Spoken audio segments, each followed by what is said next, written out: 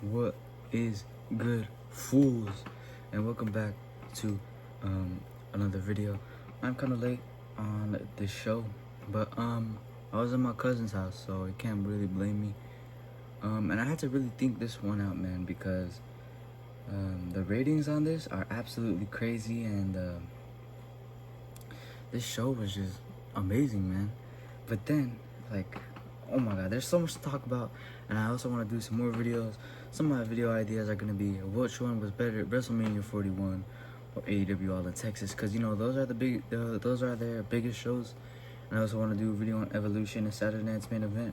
So I got a lot planned, but let's get into this first. You know, this was an absolute packed show, 6 hours apparently. I think I was watching this for like till 11 to 5. Yeah, 6 hours, but it didn't really feel like 6 hours at all, man, because I feel like the pacing of this show was really, really great. That's the first thing off. But so we're gonna be going through 0 hour. We're gonna be going through all the matches on the main card, obviously, and then we're gonna be giving you my match ratings, my thoughts, and you know, just yapping about the show. But before we get started, two things. First off, new Lego set. Come on, man, y'all play Fortnite? I don't play too much anymore, but you know, I had to pick up the third burger. And then one more thing.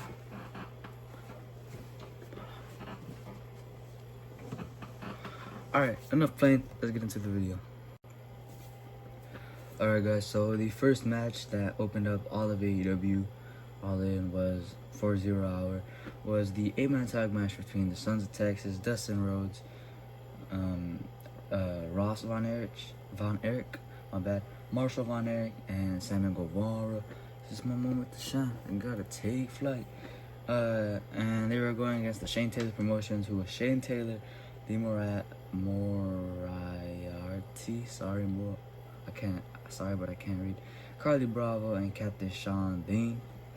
And the Sons of Texas pick up a win here to start off the AEW All In. Now, I just think this was a match to get people ready for the show that was about to come.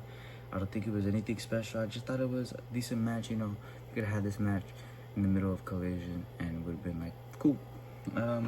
But you know, that's kind of the point for the opener, even for like a 0 hour opener, to get y'all guys going. And you know, but you know, it's always nice to see sorry guys, it's always nice to see Sammy Guevara, Dustin Rhodes, and them compete. And then I do like the Shane Taylor promotions. I feel like their heel characters are pretty cool. But as an overall match, it's not really a good match. It's just like nice. That was a pretty cool match. Hope the rest of the match is good. Or the rest of the night card is good. So overall, I would give this a 2.3 stars. You know, enjoyable in-ring work. Pretty short, actually. I think it was under 10 minutes. Correct me if I'm wrong, but pretty short. Good in-ring work. Nice action, you know. And everybody got a chance to shine. Oh, you also had that one cool moment where everybody was in the Iron Claw. The finish was pretty good, I gotta admit. And but yeah, what did I rate this? 2.4 stars, 2.3 stars, around there. And I think I'll just let that sit there. But let's get on to the next match. Alright, so the next match on the card for 0 hours, Big Boom AJ and the Conglomeration, which was Hologram, Kyle O'Reilly, and Tomohiro Ishii. And they defeated the Don Callis family, which is Hichiro, Lance Archer, Rocky Romero, and Trent Beretta. And I do think that this was a pretty good match in my opinion, man. I was cracking up in this match, bro. This match was hella funny to me, especially Big Boom AJ. But something that was even funnier than that was Kyle O'Reilly's Riz. Y'all saw that? He was like, and you just don't expect to see someone like Kyle O'Reilly doing that stuff. I don't know, that just cracked me up. But yeah, I feel like the comedy in this match is pretty good, along with the balance of good wrestling. I mean, you have Hologram, Kyle O'Reilly, and Tomohiro Ishii. And you also got Hichiro, come on, Lance Archer. So you got some pretty good talents in here. Blended Noel with some comedy. What's his name? The kid? Big Justice. It was funny when the guy was it Trent that push through was kind of cracking up there, and that's kind of funny. And big boom, AJ got pretty pissed and got, just like a fun match after the 8-man tag that came before, another 8-man tag with some good comedy. But yeah, as an overall match, I think 3 stars is pretty good. I like the comedy, and the in-ring work was really good. Well, it's not Okada versus Omega, but again, another match that you could put on Collision in the middle of the show and be like, cool. But yeah, let's get on to the next match. Alright, so the final match for 0 Hour and the next match that we have is FTR, Cash Wheeler, and Dax Hardwood versus the Outrunners, Truth Magnum, and Turbo Floyd. And I feel like these 2 teams have great chemistry together, but FTR picking up the win here. And I thought this was a really good match, but I feel like their match on Collision was better than this. That might be a hot take right there, but unpopular opinion, but I feel like that way. Reason is, I don't know, I feel like there was just a lot more action in that match. A lot more action packed. Wasn't Truth bleeding in that match too, on his face? That kind of looked real, like he actually got busted open. I don't think he got bladed in that match. But yeah, I think their Collision match is a little bit better than this, but this is a pretty good match too.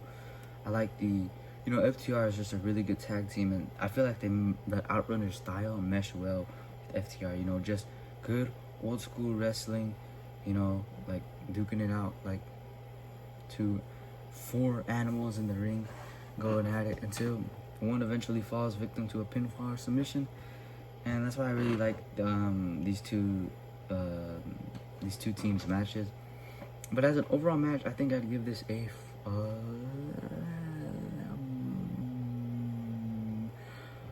3.8 stars. I think it sits well at 3.8. It's a really good banger after banger after banger. But yeah, I think it's a good match. Just good wrestling, man. But alright, so that's it for 0 Hour. Let's get on to the main card. Alright, so going on to the main card now, we have the first match that opened all of AEW All In officially. Was the AEW World Trios Championship match with the Ops, Samoa Joe, Powerhouse Hobbs, and Katsuyori Shibata. Guys, where's Hook? And they defeated the Death Riders, who had Claudio Castagnoli, Wheeler Yuta, and Gabe Kidd. I guess not Pac this time. But to open it, I feel like it was kind of slow-paced, really. It was really slow-paced in the beginning, but then the incline, sorry guys, again, it got faster as the match went on, which is something that I really like. And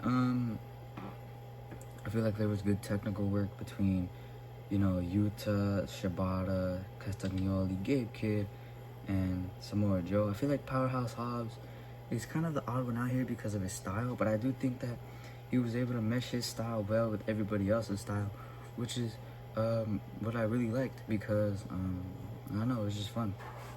But this match was a pretty good match. Lots of technicality, and then lots of strong style, if you must. Shibata with the kicks to everybody, the corner kicks, and then the last kick that he did to Yuta looked absolutely brutal. Wheeler Yuta was really a punching bag in this match, but he even took the pin. But yeah, this match was pretty good. Nice technicality and the strong style. But then the kind of like the story as well, if you must. But like with Claudio after just breaking Samoa Joe's neck. Yeah, he broke his neck with the chair. So I get what I thought in my head was like, oh, so that he can't interfere in the main event between Mox and Hangman. And yes, you're right. Samoa Joe didn't appear, and neither did Shibata or Powerhouse Hobbs. But yeah, I think this match is really fun. I would give it a 4.1 stars on the Lucha Full meter. I just think it's a really good match that has good technical work and good strong style, And I feel like these 6 men work really well together. But let's get on to it. Alright, so the next match is going to be the men's casino gauntlet, with the winner being MJF. Now, wow, I think this match was the longest on the entire card. But I had a lot of fun watching this match, because there's a lot of guys that I didn't really expect to see, but that genuinely got a pop out of me when I saw them. I'll give you some of those names. One, Juice Robinson, returning. The one who got the biggest pop out of me was Kota Ibushi, Konosuke Takeshita, and the Beast Mortals, man. Those four had the biggest pop out of me, and I kind of wanted Kota to win, man, because I thought in my mind, I was like, so they're trying to treat this Omega versus Okada as a world title, and if Kenny wins, which he didn't, Kenny didn't win, guys. But this is my theory earlier in the show. If Kenny wins and Kota gets the challenge for the AEW world title, maybe we're like, nah, I want this title, and we finally get a proper Kota versus Kenny match, because I think the only one that they had was in DDT wrestling, so they didn't even have one in New Japan. So it'd be cool to have that. That's what I was thinking in my head. But of course Kenny didn't win, guys. But that's okay. And you know, I feel like this match was just really fun, nice action packed. I feel like everybody in here was such a good wrestler. And there was never really a slow moment in this match, which is kind of what you expect from a men's casino gauntlet. The nice character work between Mark Briscoe and MJF. MJF being a terrible person to Mark Briscoe, man. Can't believe he said those things about Jay Briscoe. But still MJF wins, because he is now with the Hurt Syndicate.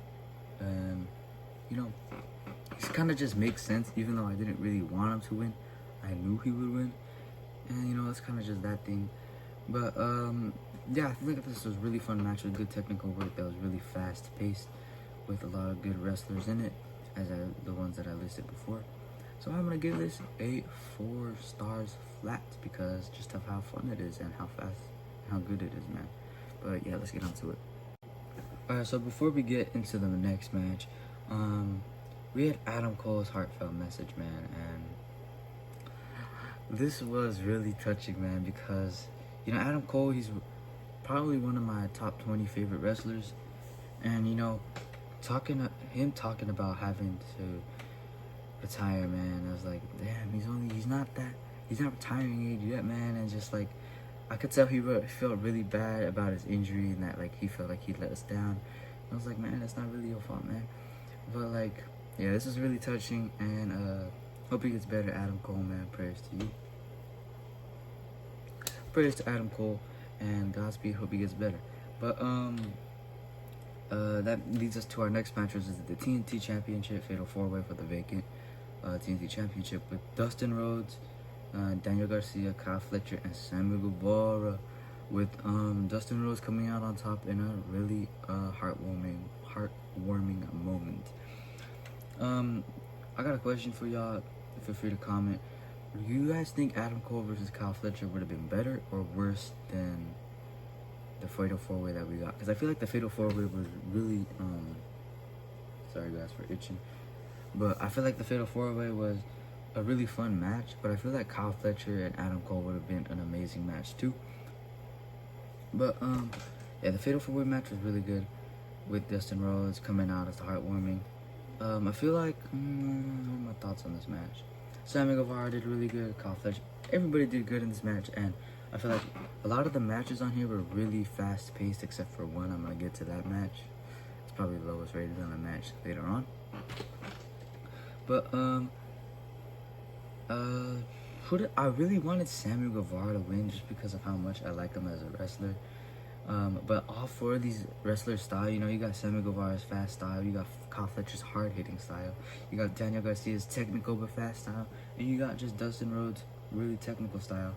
And then the story of Dustin kind of like finishing his story just like his brother did, Cody, winning his first singles gold in AEW, and also winning it in his hometown of Texas, was really good storytelling. But then you could also see some friction between Sammy and Dustin.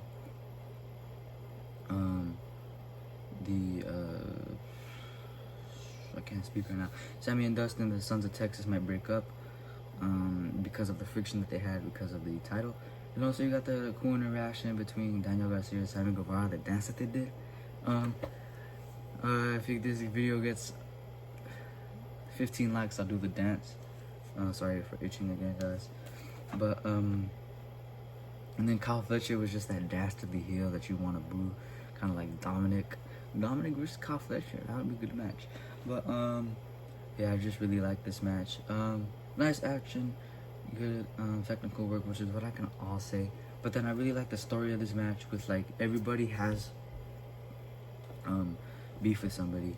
Garcia, Guevara, Kyle Fletcher, like, you know. And then also there's a lot of fatal four ways where it's just a one-on-one match, but this one I think did a good job of incorporating everybody at the same time. So I'm gonna give this a 3.9 stars. Let's get to it. Alright, and the next match on the card is going to be Swerve Strickland and Will Ospreay versus the Young Bucks, Nick and Matt Jackson, for the Young Bucks jobs, basically. And all I gotta say for this match, one of the greatest tag matches of all time. And I think really highly of tag team wrestling. And some of my favorite tag team matches come from AEW. Here's one, put a picture up on screen. Here's another one. But and to think that this is one of the greatest tag team wrestling matches of all time is absolutely crazy, because it is one of the best. And I think all of us that were watching just witnessed history when it was happening. Let me think of a tag team name for Swerve and Ospreay. Alright guys, so I thought of one, but it's not really good. Swerve Assassins. Swerve Assassins, good name, trust me. But yeah, now the first thing I gotta say is, what great chemistry, man. I mean, if you have Swerve Strickland, one of the greatest professional wrestlers out right now, Will Ospreay, one of the greatest professional wrestlers out right now, the Young Bucks, one of the greatest tag teams of all time, and you put them in in the ring with each other, it's gonna go absolutely crazy, man. Especially like, hold on, let me just collect my thoughts, because there's so much to say about this match. Alright, so first thoughts on this match. The in-ring work, we'll start with that because just how good it is.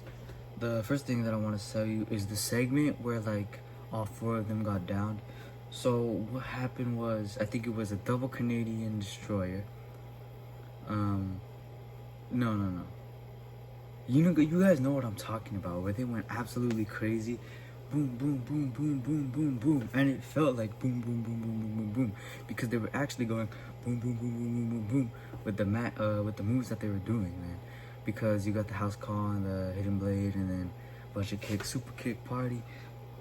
It's one thing, and then also just like the ability to go from 0 to 100 to 100 to 50 to 25 to 75. Just their ability to work the matches pace so well. Coupled with like the great tag team wrestling, because you don't think of Swerve and Ospreay as a tag team group or a tag team in general, so they don't really have so many tag team moves, but they actually came up with some pretty impressive ones, such as the Stormbreaker with the Swerve Stomp, and then they also got the Styles Clash House Call and the Hidden House Call. That's a good name, you gotta admit. Or House Blade. Ooh, House Blade, Hidden House Blade. Kind of sounds weird, but and then you also have just the Young Bucks' nice pace of like their wrestling style with flips, striking, and grappling. I like how they started off with grappling and it gradually got faster. And then you also have the storytelling of Swerve and Ospreay not being on the same page when they started off, but then eventually getting on the same page. You had Ospreay and Swerve pushing each other around, trying to hype each other up and say, focus, man, lock in. But yeah, this is one of the greatest tag matches of all time, I gotta say, man. And what would I rate it? 5.4 stars. Fight me. I think it's that good. But yeah, let's get on to the next match. Y'all hear that? Y'all hear that? Y'all hear that? Oh my God. Guys, it's Eddie Guerrero versus Dean Malenko right here. Their trophy? Nah, it's not theirs anymore. Boom, we got a new match. Ospreay and Hangman versus the Young Bucks right here. This is the new highest rated match. 5.4 stars, baby. Beating out the Dean Malenko and Eddie Guerrero of 5-star match. But yeah, this is the new greatest match on this channel with a 5.4 stars rating, and I'm guarantee you there might be a match on this card that is gonna beat it out. But maybe, or further on down the line in match ratings. But yeah, right now this new trophy is no longer Eddie's and Dean's. It is now Swerve, Ospreay, and the Young Bucks, Nick and Matt. So congrats to them. But let's get on to the next match for real now. Alright guys, getting on to the next match is the Women's Casino Gauntlet with Athena winning. Now, I'm sorry, I was very tired at this point in the pay-per-view. We were halfway through, and I woke up pretty early that morning and went to bed pretty late that night. So I was like, oh shit. But the points that I was pretty focused on were absolutely amazing. There was like lots of high-paced action between everybody in there, and this just goes to show how much women's wrestling has evolved, you know, especially with like Evolution and everything. But shoot, gotta fix my mask. But I think this match was pretty good, you know. I can't say too much about it, so I'm not gonna stay on it for too long. But the one thing that I do remember a lot was the dives off the middle rope, the powerbomb off the middle rope, and then the Athena's finishing move. I forgot what it's called. Where what's her name? I'm blanking right now. I'm pretty tired. But did a finishing move, boom, stunned her out of the figure four. That was a crazy move. But I'm not gonna stay on this for too long because I didn't know too much that went on. But from what I saw on, same as the I'm gonna give it the same rating as the AEW Men's Casino Gauntlet as 4 stars. So let's get to it. So the next match was, I think the worst match on the main card with the Hurt Syndicate, Bobby Lashley, Shelton Benjamin, defeating Jet Speed, Kevin Knight, and Speedball Mike Bailey, and the Patriarchy, Christian Cage, and Nick Wayne. And Nick Wayne, low-key so underrated. He's a good wrestler. I think this is the lowest rated because it dragged on for too long, man. Don't get me wrong, the in-ring work was good, but just like, I feel like it should have ended maybe like 7 minutes before it actually did. I feel like it just kept getting dragged on, and we're like, okay, when's this match gonna end, man? Because I feel like the Hurt Syndicate style doesn't really go well with Jet Speed and the Patriarchy. They're more of like a oomph kind of tag team powerhouses, and then the others are pretty technical and speed, but they did make it work in some places, but because they really made the Hurt Syndicate look really dominant in this match, and that's really all I can say about this match. I mean, the spots are pretty cool. Nick Wayne's cutter over the top rope was really good. That's really all I can say, so I'm gonna give this a 3.1 star. Just okay. You know, mediocre.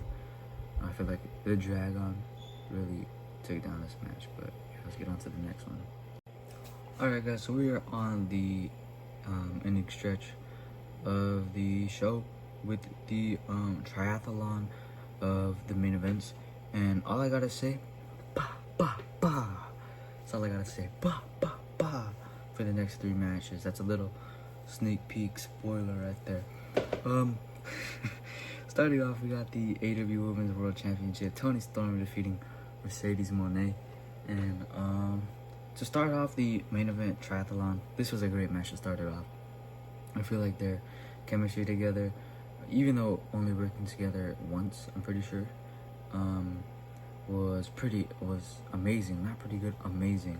They're like, you know, Mercedes Moné technical work with like the grappling, and then Toni Storm's kind of like brawler style meshed really well together. And I also think there was some good comedy moments with the biting.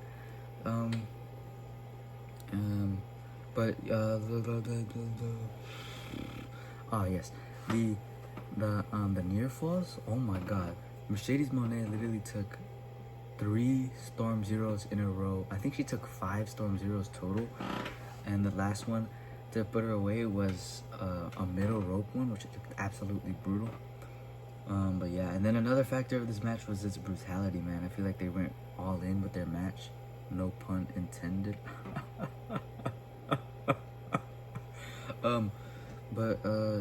Yeah, just their great in-ring work, their grappling, you know. And then also the, what's his name? Luther getting involved, you know, my boy Luther. He got meteored. And I just think that this was a greatest hit, but not only a greatest hit, an expansion of moves of both women. And they just had each other's number somehow, and it was like, boom, no, I'm in charge, no, I'm in charge, no, I'm in charge, no, I'm in charge. You get the point. It was just really good. 5 stars. It's up there with the matches that I rated 5 stars. Here's all the matches that I have rated 5 stars so far, but it does not beat it does not beat Osprey and Swerve yet. But let's get on to the next match. Now the next match was the match that I was the most excited for. Okada versus Omega. 1, 2, 3. Number 5. Because it's their 5th time meeting. This was the match I was most excited for. Hold on, quick note about the last match. I really wanted Mercedes Moné to win, man. Moné lost. I know a lot of people are Tony Stark fans, but I just personally like Mercedes Moné better. But next up we got Okada versus Omega, International Championship versus Continental Championship unification match. And all I gotta say, man, this match, 5 stars, another 5-star match right here. So far we got 3 5-star matches on this card, which is absolutely crazy. But yeah, 5 stars on this match because just of how good chemistry that these two can work in the ring, man. And also the story that they told with I forgot what happened to Omega with what the intestine that he had to get removed. I'll put up right here. But sorry guys, I had to itch my nose again. But you know, just their in-ring work and their storytelling, man, I could watch these fight. I could watch them fight like any time of the day and I would be fine with it, man. Because they have so much good chemistry together with like each of their styles meshing well. You have Kenny Omega's style where he kind of ramps up as the match goes on, you know, with the V triggers and everything. And then also with Okada's kind of like slow, I'ma break you down brick by brick kind of style. And also the near falls. I feel like there was only a few near falls, but they were amazing near falls. And I feel like this match was a good strong style match with the Rainmakers. Okada hit a nasty looking DDT on the announce table. Kenny Omega's V triggers always look brutal. I don't know, man. These two just have good chemistry. The grappling, man. Don Callis being there.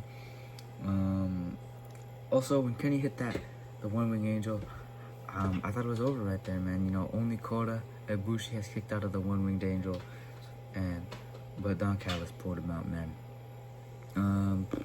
Boo, fuck Don Callis. But yeah, this is just an amazing match, man. 5 stars on the board right here. Is there anything else I want to say? I was absolutely heartbroken, man. This is my most anticipated match going into this pay-per-view, and I really wanted Omega to win. But he didn't, guys. But it's okay because the match after this had a very happy ending. But yeah, this match is just great. 5 stars. I'm gonna bump it up. 5.1 stars. Not as good as the other encounters. Maybe I'll rate those in a special episode of match ratings. But yeah, let's get on to the next match. 5.1 stars. Alright guys, we're on our last match, and I'm kind of tired, so I'm just gonna kind of get this over with, but not without going in depth, which is the AEW World Championship. Hangman Adam Page defeating Jon Moxley. Would I rate this? Bam! 5 stars, baby. You know what? Bam! 5.1 stars. First things first, let's get into heartwarming moments. This match was full of it. First off, Bryan Danielson returning, Darby Allin returning, Swerve Strickland helping what's his name? Helping Hangman with the chain, and for Hangman actually winning. So there's 4 massive heartwarming moments in this. But there's also so much heartbreaking moments. I almost shed a tear when Will got his neck broken, man. Will Ospreay, man. And then also, is that the only heartbreaking moment? Might be. And then just their in-ring work, man. It looked hella brutal. Like, not even 2 minutes into the match, you got Hangman stabbing Jon Moxley with a fork in the head, and we already had blood juicing, man. Both of them were absolutely, like, dripping in blood. Crimson Mask. Jon Moxley looked absolutely crazy in that match. And so did Hangman. I think he wore those white pants on purpose. Another good part of the match was Prince Nana handcuffing, I forgot her name, to the whatever that table, so that they couldn't use the title. And then also just the brutality. I'm trying to mention all the brutality that I can. Tables, forks, barbed wire chairs, barbed wire tables. They already mentioned tables. Barbed wire tables, glass, bed of nails. What else? Trying to think. Was there a toolbox? I don't think there was a toolbox.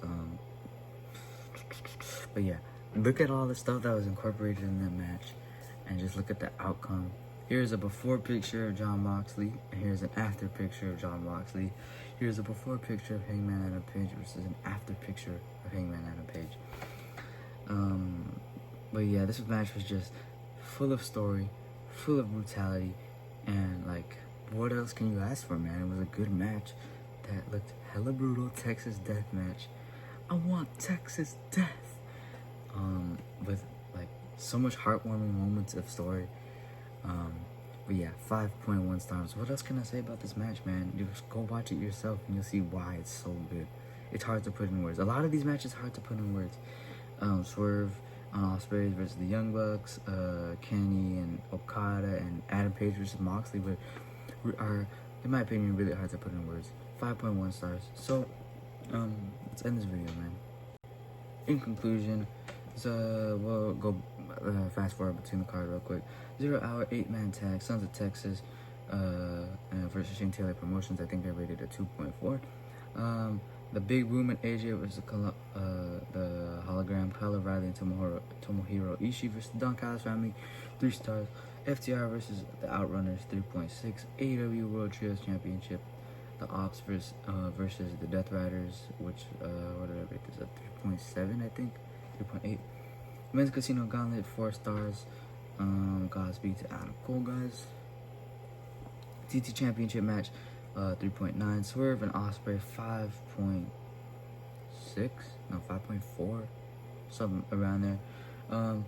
Women's Casino Gauntlet, 4 stars. AEW World Tag Team Championship match, 3-way, which is a 3.1. I think I'm gonna bump that up to a 3.4. A little harsh on that. 3.4. Then we had AEW World Women's Championship match, 5 stars. Okada versus Omega, 5.1 stars. And then the Texas Death Match with a 5.1 star. So, in conclusion, amazing pay-per-view, guys. I would honestly put it top 10 pay-per-views of all time in all of wrestling. Fight me. It was just really good, stacked to the brim. A trio main event that could headline 3 separate WrestleManias if it wanted to, 3 separate Wrestle Kingdoms if it wanted to, and just really good. And then I like the story of a lot of the matches, you know, the heartwarming moments, Dustin, Adam Page, Ospreay, and Swerve. But Yeah, and just really good in-ring work. That's what you expect from AEW. Good in-ring work. But that's gonna wrap up this video, man. I'm feeling kind of tired. I'm trying to go to bed. Peace out, y'all. Peace out, fools. Bye, fools. Shit.